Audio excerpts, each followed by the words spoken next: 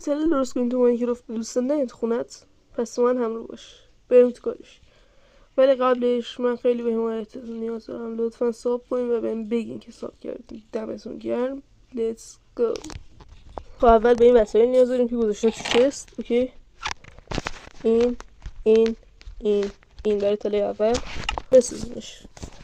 اینجا یکی از اینا میذاریم که اوکی خیلی چیز عادیه که همه جا پیدا میشه.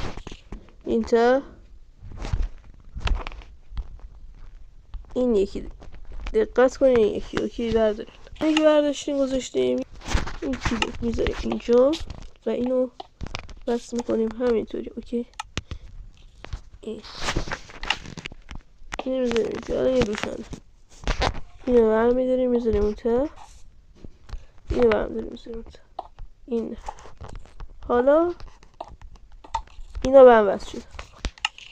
دوستتون خواست بیاد تو خونه دیگه نمیشه میاد ولی تیر میخوره. حالا رد که میشیم تیر شما میزنه. ببینید ببین تله دوم. اوکی، تله دوم تله نیست جز تله آتیشی. قشنگ اینا رو میذاریم با این سنگا. اصلا تو برف تو بارون اصلا خاموش نمیشه.